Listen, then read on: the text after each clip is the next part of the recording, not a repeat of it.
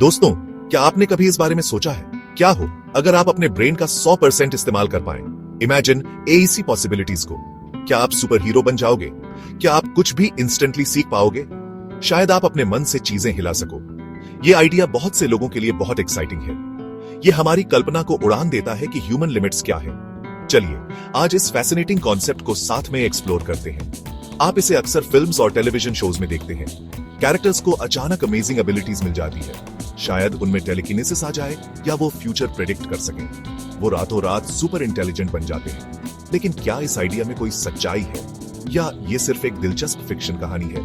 अपने ब्रेन की पूरी कैपेसिटी को अनलॉक करने का सपना बहुत पावरफुल है। ये बताता है कि हम सबके अंदर एक हिडन जीनियस है। तो सवाल वही है, क्या ये सच में पॉसिबल है? क्या हम सच में उस माने जाने वाले अनयूज्ड 90% को टैप कर सकते हैं? साइंस इस कॉमन बिलीफ के बारे में क्या कहता है?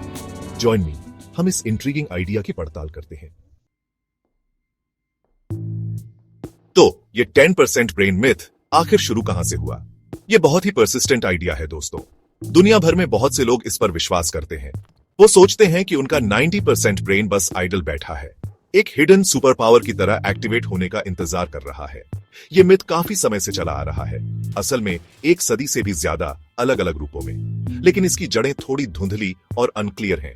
चलिए इसकी कुछ पॉसिबल जड़ों को ट्रेस करने की कोशिश करते हैं। कुछ लोग कहते हैं कि यह शुरुआती ब्रेन रिसर्चर्स से आया। शायद पब्लिक ने उनके स्टेटमेंट्स को गलत समझ लिया। एग्जाम्पल के लिए 20वीं सदी की शुरुआत में साइंटिस्ट्स तब भी ब्रेन के फंक्शंस के बारे में सीख ही रहे थे।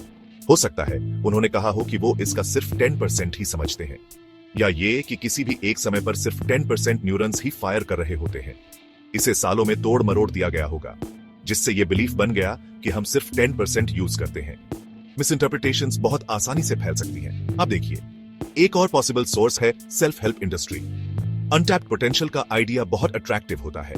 ये इसे अनलॉक करने का वादा करने वाली बुक्स और कोर्सेज बेचता है।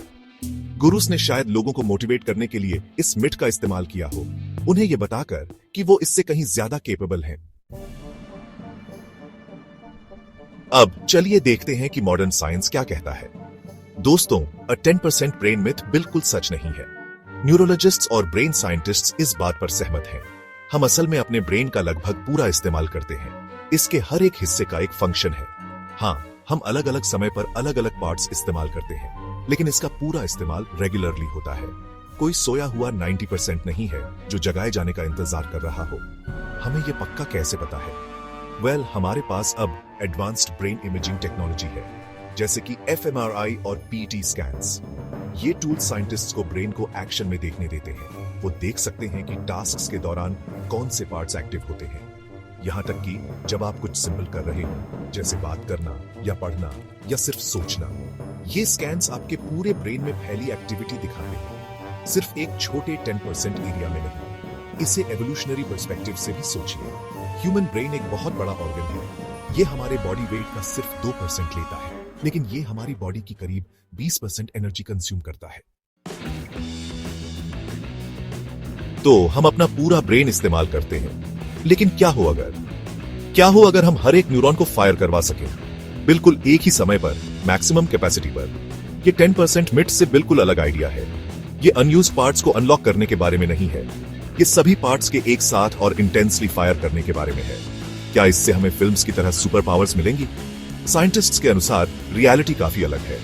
अगर आपके सारे ब्रेन सेल्स एक साथ फायर करें तो केओस मच जाएगा।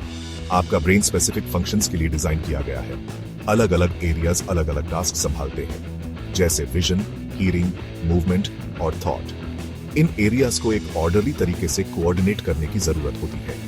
ये नहीं कि सब एक ही समय पर फुल वॉल्यूम में चिल्लाएं।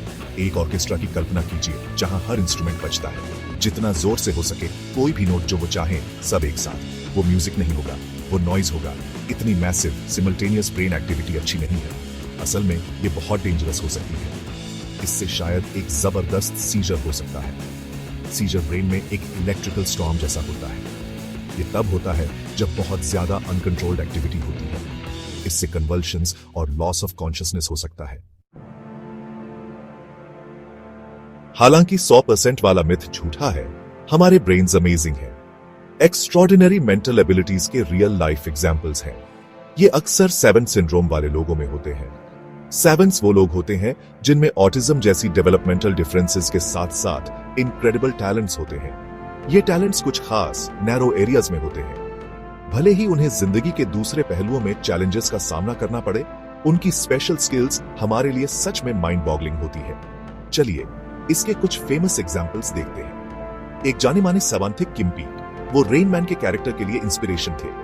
किम की मेमोरी एक्सेप्शनल थी। वो एक किताब के 2 पेजेस एक साथ पढ़ सकते थे, एक पेज अपनी लेफ्ट आई से, दूसरा अपनी राइट आई से, और उन्होंने जो कुछ भी पढ़ा लगभग सब याद रहता था। दूसरा एग्जाम्पल है स्टीवन विल्टशायर, एक आर्टिस्ट। स्टीवन किसी लैंडस्केप को सिर्फ एक बार देखकर कभी कभी बहुत कम समय के लिए उसकी हाईली डिटेल्ड ड्राइंग बना सकते हैं। उनकी ड्राइंग्स अविश्वसनीय रूप से एक्यूरेट और कॉम्प्लेक्स होती है। तो हम मैजिकली अपने ब्रेन का 100% अनलॉक नहीं कर सकते, लेकिन हम यकीनन अपने ब्रेन्स को बेहतर काम करवा सकते हैं। हम इसके फंक्शंस को ऑप्टिमाइज कर सकते हैं और इसे हेल्थी रख सकते हैं। ये रातों रात सुपर पावर्स पाने के बारे में नहीं है। ये हमारी कॉग्निटिव एबिलिटीज जैसे मेमोरी, फोकस और प्रॉब्लम सॉल्विंग स्किल्स को इंप्रूव करने के बारे में है।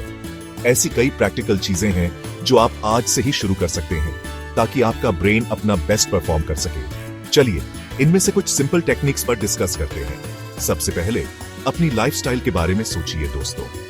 ब्रेन हेल्थ के लिए एक हेल्थी डाइट बहुत जरूरी है। ओमेगा 3 फैटी एसिड से भरपूर फूड जैसे फिश और फ्रूट्स और वेजिटेबल्स से मिलने वाले एंटीऑक्सीडेंट्स आपके ब्रेन सेल्स को प्रोटेक्ट करने में मदद कर सकते हैं। रेगुलर फिजिकल एक्सरसाइज भी बहुत इंपॉर्टेंट है। ये ब्रेन में ब्लड फ्लो बढ़ाता है, जिससे ज्यादा ऑक्सीजन और न्यूट्रिएंट्स पहुंचते हैं। और अच्छी नींद की पावर को मत भूलिए। आपके ब्रेन को ठीक से फंक्शन करने के लिए रेस्ट की जरूरत होती है। मेंटल स्टिम्युलेशन एक और की फैक्टर है। अपने ब्रेन को एक्टिव और चैलेंज रखिए। नई चीजें सीखना ऐसा करने का एक शानदार तरीका है। कोई नई लैंग्वेज या म्यूजिकल इंस्ट्रूमेंट सीखने की कोशिश करें। जनरल लाइफस्टाइल चेंजेस के अलावा कुछ स्पेसिफिक टेक्निक्स भी हैं। ये आपको बेहतर परफॉर्मेंस के लिए अपने ब्रेन को ट्रेन करने में हेल्प कर सकती है। ये मेमोरी, लर्निंग स्पीड और फोकस को एनहांस कर सकती है। ये कोई जादुई ट्रिक्स नहीं है, मैं क्लियर कर दूं। इनके लिए आपकी तरफ से कंसिस्टेंट प्रैक्टिस और एफर्ट की जरूरत होती है, लेकिन बहुत से लोगों ने इन्हें अपनी कॉग्निटिव स्किल्स को सिग्निफिकेंटली इंप्रूव करने में यूजफुल पाया है। चलिए अब इनमें से कुछ मेथड्स को एक्सप्लोर करते हैं। मेमोरी इंप्रूव करने की एक फेमस टेक्निक है मेथड ऑफ लोसी। इसे मेमोरी पैलेस के नाम से भी जाना जाता है। इसमें किसी जानी पहचानी जगह जैसे आपके घर को विजुअलाइज करना होता है। फिर आप जिन आइटम्स को याद रखना चाहते हैं उन्हें मेंटली उस जगह के स्पेसिफिक लोकेशंस पर रखते हैं। आइटम्स को रिकॉल करने के लिए आप अपने मेमोरी पैलेस में एक मेंटल वॉक लेते हैं, हर आइटम को देखते हुए। तो दोस्तों आज हमने बहुत कुछ सीखा। हमारे ब्रेन का सिर्फ 10% इस्तेमाल करने का आइडिया एक मिथ है। हम अपने पूरे ब्रेन का इस्तेमाल करते हैं हर समय, लेकिन एक्साइटिंग बात यह है कि हम इसके फंक्शन को इंप्रूव कर सकते हैं। हम अपने ब्रेन्स को ज्यादा एफिशिएंटली काम करवा सकते हैं। हमारा असली पोटेंशियल यही है, किसी अनयूज्ड मैजिकल 90% में नहीं, बल्कि हमारे पास जो अमेजिंग ऑर्गन पहले से है उसे ऑप्टिमाइज करने में। ये सबके लिए एक बहुत एम्पावरिंग सोच है। एक ऐसी दुनिया की कल्पना कीजिए जहां ज्यादा लोग इस पर फोकस करें। एक ऐसी दुनिया जहां ब्रेन हेल्थ टॉप प्रायोरिटी हो, जहां लोग एक्टिवली अपने माइंड्स को एनहांस करने के लिए काम करें। साइंस, टेक्नोलॉजी, आर्ट्स और प्रॉब्लम सॉल्विंग में हम कितनी तरक्की कर सकते हैं, सोचिए। अगर ज्यादा लोगों का फोकस शार्पर हो और मेमोरी बेहतर हो, अगर वो तेजी से सीख सकें और ज्यादा क्रिएटिवली सोच सकें, तो ये सिर्फ इंडिविजुअल्स के लिए नहीं बल्कि पूरी ह्यूमैनिटी के लिए एक बहुत उज्जवल भविष्य ला सकता है। ऑप्टिमाइज्ड ब्रेन तक का सफर लाइफ लॉन्ग है। इसमें हर रोज कॉन्शियस चॉइसेस लेना शामिल है। हेल्थी फूड चुनना, एक्टिव रहना और भरपूर नींद लेना। अपने माइंड को नए लर्निंग एक्सपीरियंसेस से चैलेंज करना, स्ट्रेस मैनेज करना और अपनी मेंटल वेलबीइंग का ध्यान रखना। ये छोटे छोटे कदम आपके ब्रेन के परफॉर्म करने के तरीके और आपके महसूस करने के तरीके में बड़े इंप्रूवमेंट्स ला सकते हैं।